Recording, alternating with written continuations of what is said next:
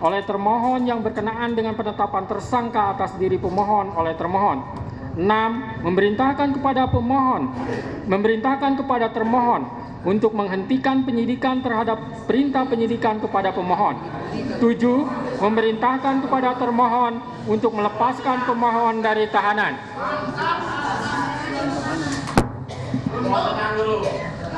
8. Memulihkan hak pemohon dalam kemampuan, kedudukan, dan harkat serta martabatnya seperti sedia kala. Dan 9. Membebankan biaya perkara kepada negara. Demikianlah diputus pada hari ini Senin, tanggal 8 Juli 2024 oleh Eman Sulaiman sebagai Hakim Tunggal. Berdasarkan penetapan Ketua Pengadilan, putusan tersebut diucapkan dalam persidangan yang terbuka untuk umum pada hari ini oleh hakim tersebut dengan dibantu oleh Muhammad Al-Atta sebagai panitera pengganti pada PN Bandung dengan dihadiri oleh kuasa pemohon dan kuasa termohon. Demikian putusan sudah dijatuhkan. Intinya permohonan pra-peradilan dari pemohon dikabulkan.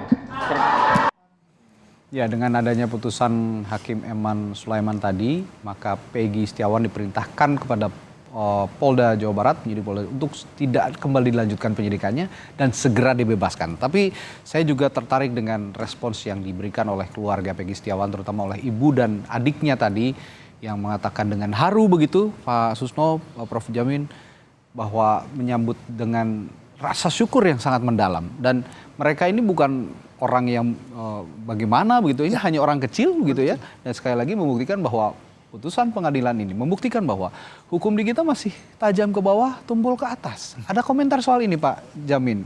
Kalau melihat bagaimana orang kecil seringkali menjadi korban salah tangkap sepertinya. Ya, jadi kalau dari sisi peradilan ini, hakim ini benar-benar objektif ya. Oke. Kita apresiasi. Lalu terkait dengan kepolisian, makanya saya bilang dalam setiap tindak pidana yang terjadi dalam proses penyelidikan harus objektif. Tidak melihat siapa korban, tidak melihat dari siapa pelapor. Apakah korbannya itu adalah orang hebat, pelakunya orang miskin sehingga bisa diperlakukan semena-mena, atau sebaliknya begitu ya, korbannya sebaliknya. Jadi tetap objektif. Memang sulit memang karena pasti ada tekanan lah, tapi kalau dia mau pintar harus berdasarkan objektivitas supaya ilmunya bertambah begitu loh. Kenapa saya bilang ilmu bertambah? Kalau kita melakukan penyidikan didasarkan kepada pesanan tanda petik gitu ya, akhirnya kita menuruti apa maunya yang memesan kita begitu. Buktinya kita harus setting, ininya harus kita setting. Bohong semua. Akhirnya ilmu kita nggak bertambah. Kenapa? Karena kita harus menutupi semua seakan-akan itu tidak seperti apa adanya. Kalau tidak seperti apa adanya kan kita jadi ilmu kita nggak bertambah. Makanya saya katakan jangan melihat kualitas dan faktor ekonomi pelapor ataupun terlapor ya. Kita objektif saja ya dalam menilai itu.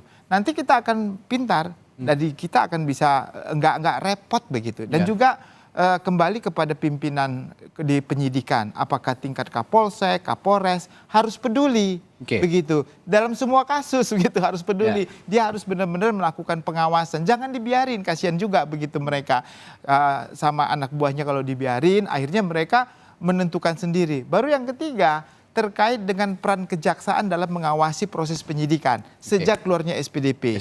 Tadi itu harus ya, harus semua proses. Polisi ini sekali lagi, saya mohon maaf ya dengan kepolisian, dia tidak bisa menilai kualitas bukti. Dalam proses penyidikan. Kenapa? Karena menilai kualitas bukti ini nanti ada pada kejaksaan. Karena dia yang bertanggung jawab untuk membuktikan apakah bukti ini nanti kuat atau tidak kuat. Nah, jadi kepolisian itu dia mengumpulkan bukti. Artinya begini, Prof. Dalam proses penyidikan sebaiknya polisi juga didampingi oleh kejaksaan, begitu? Itu ya, kalau di common law system atau di tempat lain lah, kepolisian. Kapan hari aja kalau penyidik telepon jaksa, jaksanya harus datang. Dan untuk bisa melihat, Pak Jaksa, kami hari ini melakukan penyidikan. Boleh nggak datang ini? Boleh nggak kami sita? Dia harus hadir di situ gitu. Baru disita gitu kan. Nanti dia minta izin sama kejaksaan. Nah, itu yang sebenarnya begitu. Sehingga Tapi yang sekarang terjadi, one man show. Jadi penyidik sendiri menentukan buktinya, lalu kualitas bukti dia tentukan sendiri, nanti setelah selesai baru limpahkan ke kejaksaan. Nanti dinilai lagi, jadi 2 kali kerjaan. Nah, kalau seperti itu ketidaktahuan penyidik, ketidakmampuan atau abai, Pak Susno? Jadi begini, bukan ketidaktahuan ya. Ini praktek-praktek yang menganggap super power lah ya, menganggap bahwa itu sudah benar gitu. Nah, kemudian diselesaikannya mungkin dengan rundingan musyawarah. Makanya menyangkut pemikiran beliau tadi bagus. Sekarang lagi dalam tahap amandemen hukum acara pidana. Saya paling setuju satu lagi, kita tidak salah merubah. Karena apa? Hakim sekarang selalu berpedoman mendewakan BAP. Kalau orang berbeda dengan BAP pasti ditegur. BAP-nya bunyi begini. Padahal alat bukti yang benar adalah apa yang fakta hukum yang terungkap di depan sidang pengadilan. Nah, sekarang untuk mengatasi itu apa? Sebaiknya sidang pengadilan ke depan, hakim itu jangan diberi berkas. Tidak ada berkas. Cukup pengantar dari kejaksaan, ini perkara ini, saksinya ini, barang buktinya ini. Oke, mari kita sidangkan. Nah, sehingga betul-betul itu diperiksa di situ. Nah, kalau sekarang kan enggak. Definisi daripada alat bukti adalah sesuatu keterangan saksi yang diberikan atau keterangan ahli atau apalah yang diberikan di depan persidangan. Di bawah sumpah. Termasuk keterangan terdakwa pun diberikan di depan pengadilan tapi tidak di bawah sumpah. Nah, sekarang terbalik. Itu seolah-olah hanya simbol saja. Yang benar itu ya tidak semua hakim ya. Kebanyakan hakim berpedoman pada BAP.